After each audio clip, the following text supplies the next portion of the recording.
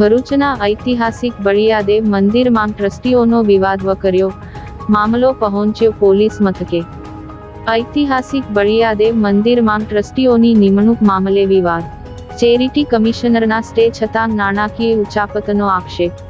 ભરૂચના જૂના શહેર વિસ્તારમાં દાંડિયા બજાર દશાશ્વમેઘ ઘાટ સ્થિત સુપ્રસિદ્ધ સાર્વજનિક બળિયાદેવ મંદિર ટ્રસ્ટમાં છેલ્લા કેટલાક સમયથી ચાલી રહેલો આંતરિક વિવાદ હવે પોલીસ સ્ટેશનના ઉંબરે પહોંચ્યો છે। ટ્રસ્ટના વહીવટ અને ટ્રસ્ટીઓની નિમણૂકમાં ગંભીર ગેરરીતિઓ આચરવામાં આવી હોવાના આક્ષેપ સાથે એ ડિવિઝન પોલીસ મથકે ફરિયાદ આપવામાં આવતા ચકચાર મચી ગઈ છે।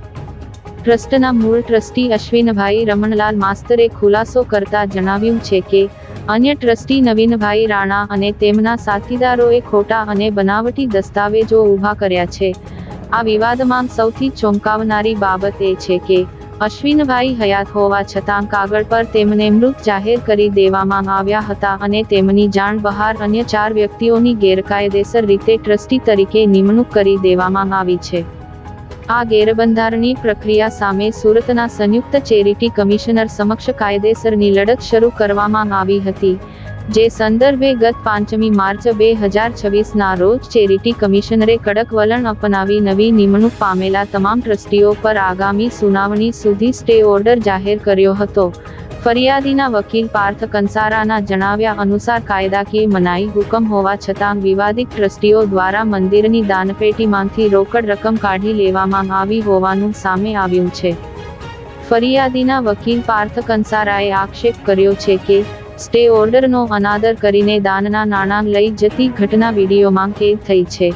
હાલમાં મૂળ ટ્રસ્ટી અશ્વિનભાઈ માસ્તરે આ સમગ્ર મામલે ભરૂચ એ ડિવિઝન પોલીસ મથકે ઉચાપતની લેખિત ફરિયાદ આપી કાયદેસરની તપાસની માંગ કરી છે।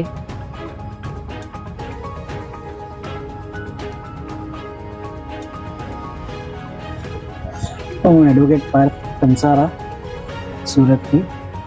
હાલમાં અત્યારે બળિયાદેવ મંદિર દશાશ્વમેઘ રોડ જેનો ટ્રસ્ટ નોંધણી નંબર A1777 છે, તેમાં હાલમાં પીટીઆર પર નોંધાયેલા અને 1985થી ચાલી આવેલા ટ્રસ્ટી અશ્વિનભાઈ રમણભાઈ માસ્ટર કે જેઓ હાલ પણ હયાત છે, તેમ છતાં પણ આ ટ્રસ્ટના બીજા અન્ય એક ટ્રસ્ટી નવીનભાઈ રાણા દ્વારા અશ્વિનભાઈ માસ્ટર જે પીટીઆર પરના ટ્રસ્ટી છે તેમને મૃત જાહેર કરી અને એવું સોગંદનામું રજૂ કરી પોતાના પુત્ર અને પોતાના ભાઈ અને અન્ય બીજા 4 ટ્રસ્ટીઓને એ લોકોએ ટ્રસ્ટી બનાવેલા છે એવા ખોટા સોગંદનામા રજૂ કર્યા, જે બાબતની અમને જાણ થતાં અમે સુરત ચેરિટી કમિશનને જાણ કરેલી હતી અને રિવિઝન અરજી દાખલ કરેલી હતી તારીખ 5 માર્ચ 2024ના રોજ, જે ઉપર ચેરિટી કમિશનરે આ બાબતો ધ્યાને રાખી અને તાકીદનો અમને સ્ટે આપેલો છે। એટલે આગામી સુનાવણી ન થાય ત્યાં સુધીનો અમને સ્ટે મળેલ છે।